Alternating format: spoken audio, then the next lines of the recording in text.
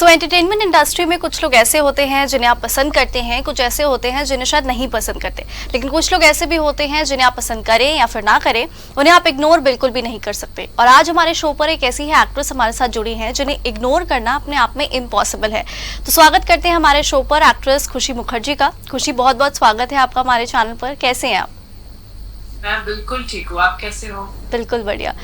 खुशी, क्योंकि दिवाली का मौका है और इस शुभ मौके पर आप हमारे साथ चैनल पर जुड़े हैं, तो मैं सबसे पहले यही पूछती हूँ कि खुशी मुखर्जी की दिवाली कैसी होती है, वो कैसे सेलिब्रेट करती है दिवाली? हर साल तो मैं मोस्टली रंगोली बनाती हूँ। मेरे घर पे लक्ष्मी पूजा होती है, तो मैं पूजा पाठ ज्यादा करने में बिलीव करती हूँ। दिवाली के टाइम पे हम गिफ्ट एक्सचेंज करते हैं, शॉपिंग करते हैं। बट इस साल मुझे ऐसा लग रहा है I want to celebrate my Diwali a little low key, और मैं मेरे फैमिली के साथ और फ्रेंड्स के साथ ज्यादा सेलिब्रेट करना चाहूंगी rather than a big Shosha party. But I would like to have a low key life and celebrate with my family, because काफी टाइम हो गया था कि मेरी फैमिली से बहुत अच्छे रिलेशंस नहीं थे। but I think after I did the show on Hotstar, मेरे फैमिली से मेरे रिलेशंस काफी अच्छे हो गए और अभी बिटरनेस काफी कम हो गया है एंड अभी सब पॉजिटिविटी आ गई है। ओके। जैसे कि आपने अपने शो का जिक्र भी किया, तो आप कह रहे हैं कि फैमिली का रिएक्शन उसके बाद से चेंज हुआ, काफ़ी पॉजिटिव रिस्पांस मिला। तो उन्होंने क्या बोला, लाइक आपको जब आपका शो उन्होंने हॉटस्टार पे देखा, तो किस तरह से खुशी आपकी फैमिली ने जाहिर की उसे लेकर? मेरी फैमिली तो बहुत खुश थी। इनफैक्ट लोगों ने रिपीट मोड पे देखा है मेरे शोज। मेरे फ्रेंड मेरे घर पे आके गई थी, her name is Prerna, so she said that कि the show was very good. In fact वो शो खुशी तेरे वजह से ही हमने रिपीट मोड पे चला के दिखाया। इनफैक्ट अपने फ्रेंड्स को भी सब दिखाया है, बट तुझे उतना क्रेडिट नहीं मिला जितना तुझे मिलना चाहिए था। सो मेरा भाई Raja, he is also in touch with me, and मेरे कैलकटा से जो फैमिली मेंबर्स हैं मेरे, everyone is praising me. In fact Calcutta में मेरे मामा ने बड़ा सा स्क्रीन पे सबको दिखाया वो show. So I think it was like a life changing turn towards a positive side for my career. Okay, चलिए बहुत बहुत शुभकामनाएं इस शो को लेकर, एंड उम्मीद करते हैं आगे आने वाले समय में भी आपके ऐसे ही कुछ सुपरहिट शोज आएंगे जिसमें आपको काफ़ी अच्छा रिस्पांस मिले लोगों से। अच्छा, दिवाली को लेकर ही एक और सवाल, क्योंकि आप एंटरटेनमेंट इंडस्ट्री से जुड़ी हैं जिसमें लोग अपनी फिटनेस को लेकर बहुत ध्यान रखते हैं, और दिवाली पर क्या होता है कि मिठाइयाँ आती है हर तरफ से और कोई खाने से रोक नहीं पाता। तो आप क्या करती है कि लाइक पूरे मन भर के आप मिठाइयाँ खाती हैं या फिर थोड़ा अपनी डाइटिंग पे और अपनी फिटनेस पर भी ध्यान रखती है? मुझे मीठा बहुत ज्यादा पसंद है और मैं चुप के कभी कभी खा लेती हूँ। मैंने मेरा वीगन डाइट भी इस चक्कर में थोड़ा छोड़ दिया क्योंकि मुझसे और वीगन कंटिन्यू नहीं हो पाया। सो अभी मैं वापस थोड़ा डाइट मोड पे जाने वाली हूँ। इसलिए मुझे अगर स्वीट्स आते हैं तो मेरे आसपास के जो भी वॉचमैन है, मेड है, मैं उनको डिस्ट्रीब्यूट कर देती हूँ, बिकॉज आई थिंक हमसे जो अंडर प्रिविलेज्ड लोग हैं उन्हें वो अगर चीज ज्यादा मिल जाए तो वो ज्यादा बेटर होगा। In fact in future I would love to start an NGO, I would love to start an NGO of mind, जिसमें मैं कुछ एनिमल्स के लिए या अंडर प्रिविलेज्ड जो भी किड्स हैं उनके लिए कुछ कर सकूं। जी ओके। खुशी, जिस तरह से आपने अपने करियर की बात की, तो मैं ये पूछना चाहूँगी कि जब जैसे बचपन में हर कोई जब टीवी देखता है और मूवीज़ अपने फेवरेट सुपरस्टार्स को देखते हैं तो मन होता है कि हमें भी बड़े होकर हीरो बनना है, हीरोइन बनना है। तो क्या आपने भी बचपन में ये मैनिफेस्ट किया था कि मुझे बड़े होकर हीरोइन बनना है, या बचपन में प्लान्स कुछ और थे, या धीरे बढ़ते बढ़ते फिर आपके प्लान्स जो थे वो एंटरटेनमेंट इंडस्ट्री की तरफ आ गए? मतलब एक्ट्रेस बनना बचपन का सपना था या फिर बड़े होते होते आ गया वो? एक्ट्रेस तो बचपन से ही बनना था, एंड बचपन में भी काफी सारे मोनोलॉग एक्ट्स वो सब किए थे मैंने स्कूल्स में। तो हमारे स्कूल में inter school inter state competitions होता था जिसमें मैंने काफी सारे गोल्ड मेडल, सिल्वर मेडल्स जीते थे। तो I was an actress since childhood. मैं माइमिंग बहुत अच्छा कर लेती थी, एक्टिंग कर लेती थी। सो थिएटर मैंने बचपन से ही किया है, एक्टिंग करना था। बाद में बड़े होके मुझे थोड़ा फैशन डिजाइनिंग का भी शौक जागा। मैंने कोई बहुत ज्यादा प्रोफेशनल कोर्स नहीं किया फैशन डिजाइनिंग का, but I had a good sense of fashion. So I started my fashion designing company in the name of Mesmerizers, which was named by my brother itself, and I'm still continuing that career. Okay अभी fashion designer and actress and hypnotherapist सब बन गई मैं. Okay. जैसे कि आपने कहा कि आपने जैसे थिएटर भी किया हुआ है, अभी आप एक्टिंग भी कर रहे हैं, आप मॉडल भी रहे. इन तीनों ही चीज़ों में अगर देखा जाए तो सबसे ज़्यादा चैलेंजिंग आपको कौन सा काम लगा? थिएटर में काम करना, एक्टिंग करना, या फिर मॉडलिंग करना? थिएटर में जाके कोई कोर्स नहीं किया है, बट मैंने प्राइवेट क्लास लिया था दिनेश सर से. सो मैंने बहुत सारे एक्टिंग कोर्सेज किए हैं एक्चुअली, किस किस के नाम लूंगी. तो acting was little challenging, but acting is nothing than what I'm talking online with you. That is also acting. Real life में हम कोई भी चीजें उठा लेते हैं, कुछ भी कर देते हैं, वो acting ही तो है. बस acting is larger than life. आप अपने character को feel करो और चीजें करो. और फैशन डिजाइनिंग भी क्या है, आप इमेजिन करो, आप एक कॉन्सेप्ट सोचो, उसी में कट करके चीजें बना दो. बिल्कुल. तो चैलेंजिंग कुछ नहीं होता. चैलेंजेस, हर्डल्स आपके लाइफ में क्रिएट किए जाते हैं. आप बचपन से अगर अपने काम को लेके, अपने करियर को लेके पैशनेट रहो और चीजें करते रहो, तो आई थिंक यूथ हमारी इतनी टैलेंटेड है. और आजकल स्कूल्स इतने मॉडर्नाइज्ड हो गए हैं कि बचपन से उनको आर्ट एंड क्राफ्ट ये वो सब सिखा दिया जाता है. तो अगर कोई अपना पढ़ाई मेरी तरह छोड़ भी देता है, तो वो एक डिस्टेंट एजुकेशन से भी अपने कोर्स और अपने एजुकेशन पूरी कंप्लीट कर सकता है. तो अपनी एजुकेशन कंप्लीट करना बहुत ज्यादा जरूरी है. और क्या बोलते हैं, यस, अगर आप में टैलेंट है तो आपको कोई नहीं रोक सकता है. बिल्कुल. अच्छा, अभी तक के आपके करियर में जैसे आपने OTT शोज भी किए, आपने मूवीज में भी काम किया, अभी तक का आपका सबसे यादगार ऐसा कौन सा रोल है जिसके लिए आप चाहें कि लोग आपको इस रोल से पहचाने? ऐसा कौन सा एकदम मेमोरेबल रोल है आपका? आई थिंक अभी तक मैंने कोई ऐसा मेमोरेबल रोल इतना किया ही नहीं है. Yes, I did crime series जिसमें मैंने शाहरुख खान ने जैैसे डर फिल्म में साइकोपैथ का कैरेक्टर किया था, मैंने वैसा ही एक कैरेक्टर किया. आई मीन उसमें एक नेगेटिव एंटागोनिस्ट का रोल प्ले किया था. और दूसरा आई थिंक मेरा जो शो है द सोसाइटी ऑन हॉटस्टार, उसमें I think it was not acting, but जो मैं रोई हूँ, जो मैंने अपना रियल साइड दिखाया है, that is also the sign of a good actress.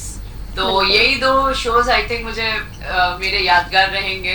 और अपकमिंग प्रोजेक्ट्स जो मेरे पास अभी आ रहे हैं, काफी सारे म्यूजिक वीडियोस और मूवीज के ऑफर्स आ रहे हैं. तो मैं काफी ज्यादा मैं स्क्रिप्ट के नरेशन सुनना चाहती हूँ, सो दैट पहले जो भी मेरे मूवीज हिट रहे हैं, फ्लॉप रहे हैं, तो मैं वो गलती दोबारा नहीं करना चाहूंगी. और मेरे लिए एक भी मेरी स्क्रिप्ट बहुत ज्यादा मायने रखेगी, क्योंकि मुझे एक फ्लॉप एक्ट्रेस नहीं बनना है, मुझे एक हिट एक्ट्रेस बनना है, जो सपने मुझे हॉटस्टार ने दिखाया है.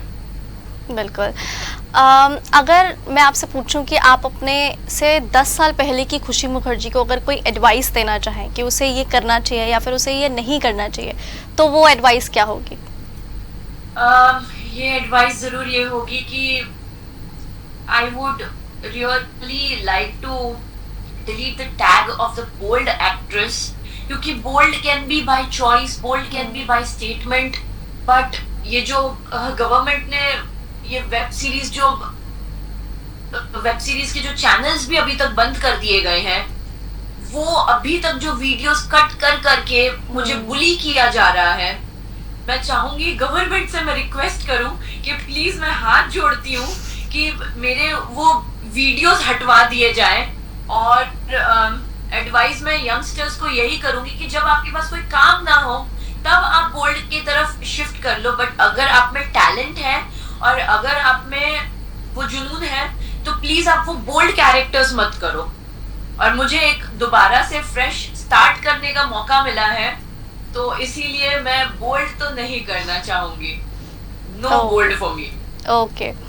जिस तरह से आपने कहा नो बोल्ड फॉर मी, लेकिन आप सबसे ज़्यादा जानी जाती हैं अपने बोल्ड अवतार को लेकर के। इस बीच जैसे आपके तमाम सारे वीडियोस आते हैं, उस पर तमाम लोगों के रिएक्शंस आते हैं, फिर आप भी अपनी तरफ से एक रिप्लाई देते हैं, आपका जो एक पॉइंट होता है वो बहुत ही फोरफ्रंट पे जाकर आप पुट फोर्थ करते हैं। लेकिन मुझे लगता है इन पूरे इस सारे प्रोसेस में एक मेंटल हेल्थ होती है, वो बहुत ज़्यादा इफेक्ट होती है। आई एम श्योर आपको भी जब इतनी ज़्यादा ट्रोलिंग इन सारी चीज़ों का सामना करना पड़ता होगा तो मेंटल हेल्थ बहुत इफेक्ट होती है, बट उसके बावजूद भी you come up in a new अवतार और एक अलग अंदाज आपका आता है उसके बाद भी। तो इन सब चीज़ों में आप अपनी मेंटल हेल्थ को स्ट्रॉन्ग कैसे रख पाते हो जब इतनी सारी नेगेटिविटी आपके आसपास रहती है? How do you let your self so strong in this phase? Depression, anxiety, insomnia सबको होता है। कभी कभी आपके पास अगर इनफ पैसे नहीं होते, इनफ काम नहीं होता है, तो आपको वो डिप्रेशन होता ही है। कभी आप शायद मेडिसिन ले लेते हो, कभी आप योगा करते हो, but I prefer not to take medicine because last stage is taking medicine.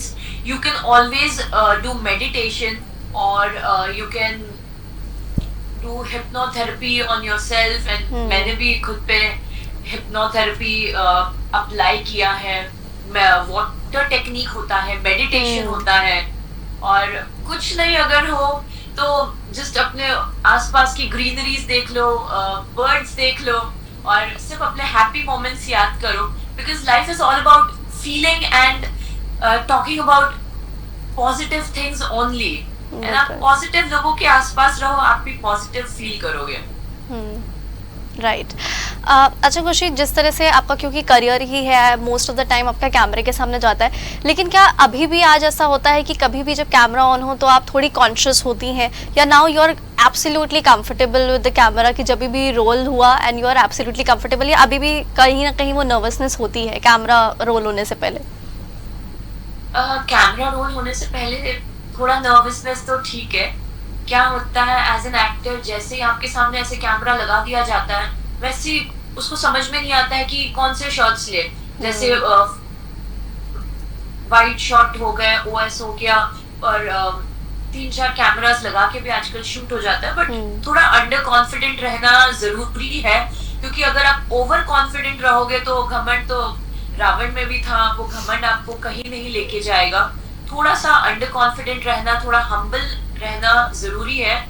और अगर आप एक अच्छे एक्टर हो तो जरूर आपको कास्ट किया जाएगा, एंड शायद आप मीडिया वालों के थ्रू तो पहुंच ही जाता होगा जहां तक पहुंचना होता है। बिल्कुल। आई थिंक आप लोग मुझे जरूर एक मूवी में तो देख ही पाओगे जल्दी। बिल्कुल। जिस तरह से आपने कहा कि मीडिया के थ्रू आपकी बातें तो पहुंचती है, मुझे लगता है सोशल मीडिया भी एक ऐसा जरिया है, क्योंकि आपके भी इतने फॉलोअर्स हैं सोशल मीडिया पर। तो आपको क्या लगता है social media as a platform आपके लिए कितना ज़रूरी है? क्योंकि अक्सर मैंने देखा है कि आपको अपनी जो बात कहनी होती है डायरेक्टली अपने फैन से, वो आप सोशल मीडिया के थ्रू कहती हैं। So how do you consider the social media as a platform to convey your message to your audience? Social media is good, but social media के अलावा भी लाइफ होती है, क्योंकि क्या होता है, हम सोशल मीडिया में इतना ज्यादा इन्वॉल्व हो जाते हैं कि हमें डिजिटल डिटॉक्स भी लेना पड़ता है। जो डिजिटल डिटॉक्स बीच में मेरे लिए बहुत एसेंशियल था, क्योंकि अगर मैं ये डिजिटल डिटॉक्स नहीं लेती, मैं कुछ वीडियोस बना रही थी, क्या हो जाता है कभी कभी आप अंधे को अंधा बोल दो, काने को काना बोल दो, कुछ ऐसे डायरेक्टली जब बोल देते हो तो सर्टेन कम्युनिटीज होती है उनको बुरा लग जाता है, और आपके सोशल मीडिया पे भी रिपोर्ट्स लग जाते हैं, चीजें लग जाती हैं। हालांकि शायद आपके इंटेंशंस वो नहीं होते हैं, लेकिन लोग आपके इंटेंशंस को नहीं देखते, आपकी कड़वे जुबान को देख लेते हैं, आपकी नीयत को नहीं देखते हैं। और मैं वो चीज समझ गई हूँ, तो आइंदा से मैं कोशिश करूंगी कि मैं मेरा एंगर मैनेजमेंट कर लिया करूं, या फिर मैं दीवारों पे ऐसे 0000 लिख दूंगी, या पेपर कट कर लूंगी, या फिर कुछ भी आर्ट एंड क्राफ्ट कर लूंगी, बट किसी को ऐसे टारगेट करके या बुली करके कोई चीज नहीं करूंगी। ओके। अच्छा, जैसे कि इंडस्ट्री में बोला जाता है कि एंटरटेनमेंट इंडस्ट्री में खासतौर पे कंपटीशन बहुत है, तो यहाँ पर लोग फ्रेंड्स तो होते हैं, मिलते हैं, पार्टीज भी होती हैं, बट रियल फ्रेंडशिप शायद एंटरटेनमेंट इंडस्ट्री में नहीं होती है। तो आपको क्या लगता है, you have friends in entertainment industry and a good friend? I do have frenemies. I don't have friends, but I have frenemies. और frenemies is what I think कब दोस्त कभी दुश्मन बन जाते हैं, दुश्मन कभी दोस्त बन जाते हैं। तो इसीलिए सबसे हंसो खेलो, अच्छे से बोलो। और शो में मैंने एक अच्छी दोस्त जरूर कमाई है, आजमा। सो आजमा is a good friend of mine. कभी कभी मैं आजमा से भी अच्छे से बात कर लेती हूँ। और उसने भी मुझे अब तक अच्छे एडवाइसेस दिए हैं, कभी बुरे एडवाइस दिए नहीं है। तो दोस्त और दुश्मन सब है। ओके खुशी, आप अगर अपने अपकमिंग प्रोजेक्ट्स को लेकर भी कुछ बताना चाहें कि किस तरह के मूवी ऑफर्स या ओटीटी रोल्स आपको ऑफर हो रहे हैं, सो वो आप शेयर कर सकते हैं हमारी ऑडियंस के साथ में। मुझे काफी सारे ओटीटी से ऑफर आ रहे हैं, बट आई थिंक सब ओटीटी का बाप इज नेटफ्लिक्स। सो मुझे नेटफ्लिक्स, हॉटस्टार, अमेज़न सबके साथ काम करना होगा, but with good payment only, क्योंकि हम आर्टिस्ट हैं, हम एक्टर्स हैं। आप लोगों को तो सैलरी मिल जाती है, पर हम लोगों को पेमेंट, हमारा ब्रेड एंड बटर सिर्फ हमारा टैलेंट ही देता है। हालांकि कुछ एक्टर्स को, कुछ आर्टिस्ट को देख के बहुत बुरा लगता है, जो हमारे लोखंडवाला बैक रोड पे भी माइम आर्टिस्ट है यहाँ पे।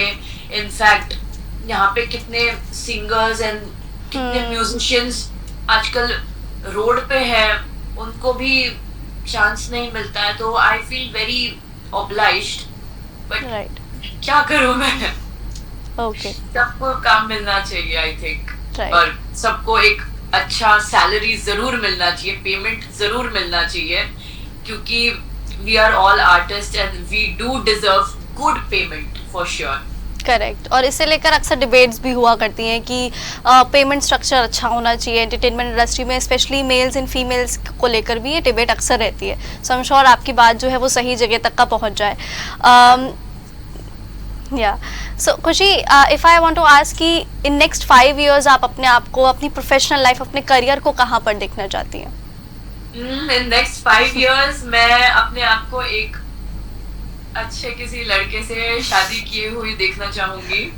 And maybe after marriage I would not like to carry on my acting career, and I would like to teach acting to all the students, और मे बी जो भी under privileged kids होंगे या जो भी होंगे, उनको मैं फ्री में जरूर एक्टिंग सिखाना चाहूंगी।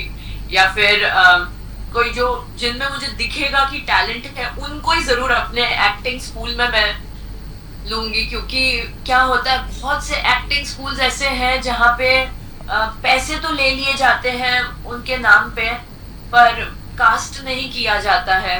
तो जो भी कास्टिंग का बेस जो भी होगा, मैं कोशिश करूंगी कि कहीं ना कहीं उनको प्लेसमेंट दे दिया जाए या चीजें कर दी जाए। तो यही होगा मेरा फ्यूचर प्लान। ना मैं कुछ प्रोड्यूस करना चाहूंगी, ना मैं कुछ करना चाहूंगी, but I would like to continue teaching. Okay, that's very sweet of you. क्योंकि अगर आपने अपनी शादी का जिक्र कर दिया है, so if I may ask कि what qualities are you looking for in your future husband? Loyal तो जरूर होना चाहिए मेरा फ्यूचर हस्बैंड, और एक्टर बिल्कुल नहीं होना चाहिए। एंड और क्या होना चाहिए, और शायद एक डिसेंट फैमिली से आना बहुत ज्यादा जरूरी है। एंड एक थोड़ा बहुत अच्छा खासा कमा लेना चाहिए, सो दैट मुझे घर पे बिठा के खाना जरूर खिला सके। Okay okay okay. इंडस्ट्री में कोई ऐसा एक्टर या फिर एक्ट्रेस जो आपको अक्सर इंस्पायर करता हो कि रुकना नहीं है या फिर गिव अप नहीं करना है, आगे बढ़ते रहना है, ऐसा कोई है जो आपका एक इंस्पिरेशनल आइकन हो इस इंडस्ट्री में? ऐसे कितने सारे एक्टर्स हैं। Look at Salman Khan, look at Aamir Khan and Priyanka Chopra, there's Sunny Leone as well. There's so many actresses and actors who inspire you कि life is very short and आपको कभी गिव अप नहीं करना चाहिए। You should never give up. There is always restart, restart, restart. और आमिर खान के films and Raju Hirani के films तो कितने ज्यादा आपको यही सारी चीजों पे मोटिवेट करते हैं। करेक्ट। खुशी, अगर एक एडवाइस आप उन लोगों को देना चाहें जिन्होंने शायद अपना करियर स्टार्ट ही किया है और स्टार्टिंग में ही उन्हें कहीं ना कहीं ट्रोलिंग का या फिर नेगेटिव कमेंट्स का सामना करना पड़ा है, तो उनको आप क्या बोलेंगे? क्योंकि हो सकता है कि उन सारे लोगों के लिए आप एक आइकन हो, कि क्योंकि खुद आप इन सारी चीज़ों को फेस कर चुकी हैं and you are come across all these things, तो उनके लिए क्या एक एडवाइस रहेगी?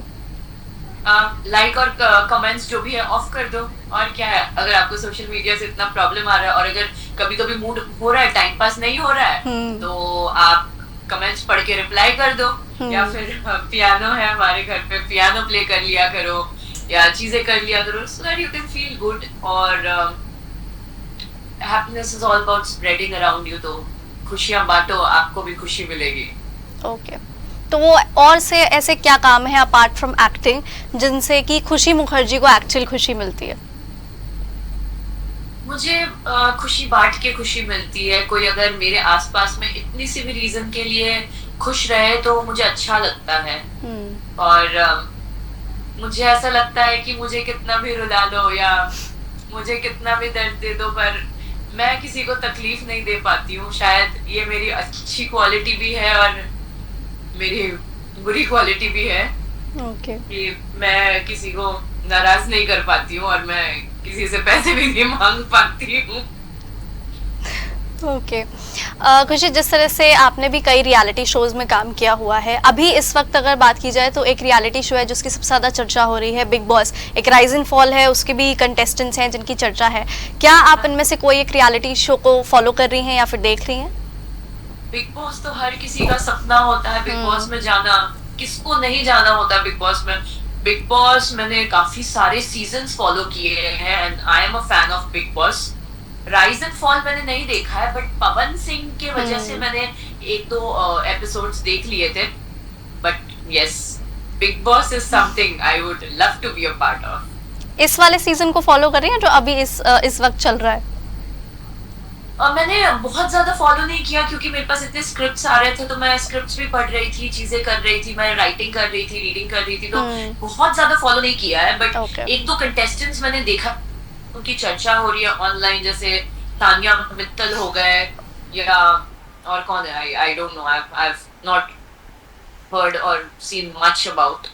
ओके ओके क्योंकि दिवाली का भी मौका है, तो इस बार की जो दिवाली है उसकी क्या प्रिपरेशंस, क्योंकि अक्सर क्या होता है दिवाली से पहले घर में सफाई शुरू हो जाती है, तो क्या वो फेज चल रहा है? कैसी तैयारियां हैं इस बार दिवाली मनाने की आपकी? इस बार पता नहीं, शायद मेरी मम्मी से मुलाकात होगी तो मम्मी से मिलूंगी और फिर साथ में या तो दिवाली की शॉपिंग करेंगे। हर साल मैं अपने लिए कुछ गोल्ड सिल्वर कुछ खरीदती थी, इस साल शायद मम्मी मेरे लिए कुछ खरीद दे और मम्मी मुझे गिफ्ट दे दे। ओके दिवाली की कोई ऐसी याद है स्पेशल जो बचपन से जुड़ी हो? क्योंकि अब तो दिवाली मतलब जैसी बचपन की होती थी वो दिवाली की तो बात नहीं रह गई है अब, और बचपन की कोई ऐसी दिवाली की स्पेशल याद है जो आप अक्सर याद करते हैं? I was very nerdy. मेरे बचपन की स्टोरी शायद किसी को सुनना नहीं होगा, बट बचपन में हमें दिवाली वेकेशन का होमवर्क दिया जाता था, तो मैं दिवाली पे एसेस लिखती थी और जो मेरे पड़ोसी होते थे वो कुछ स्वीट्स वो सब बनाते थे, वो आता था, तो मैं बहुत ज्यादा लिखती रहती थी एसेस दिवाली पे। ओके खुशी, तो लास्ट क्वेश्चन मेरा यही रहेगा, क्योंकि दिवाली का मौका है तो आप इस मौके पर हमारे फैंस को, ऑडियंस को क्या एक खास मैसेज देना चाहेंगे? दिवाली है, अच्छे से दिवाली मनाओ, लेकिन आई थिंक पटाखे वटाखे मत चलाओ, क्योंकि आसपास के जो बेचारे डॉग्स होते हैं, जानवर होते हैं, इन्हें बहुत दिक्कत हो जाती है। So have a safe Diwali, eat good food and meet your friends and family, exchange gifts and whatever, but don't spoil the environment. और रोड पे ये सारे कचरे वचरे मत फेंको और क्लीन मुंबई, पूरे इंडिया को ही क्लीन कर दो, और क्या। ओके सो खुशी, थैंक यू सो मच हमारे साथ जुड़ने के लिए, तमाम सारी बातें हमसे शेयर करने के लिए, अपनी इंडस्ट्री के सफ़र एक्सपीरियंस को लेकर के। और मुझे सबसे प्यारी बात ये लगी कि आपने जिस तरह से कहा कि आपको इस बात से सबसे ज़्यादा खुशी मिलती है कि आप लोगों की ज़िंदगी में खुशी बांटें। सो इन तमाम बातों के लिए बहुत बहुत शुक्रिया हमसे जुड़ने के लिए, और एक बार फिर से आपको और आपकी पूरी फैमिली को दिवाली की बहुत बहुत शुभकामनाएं। हैप्पी दिवाली।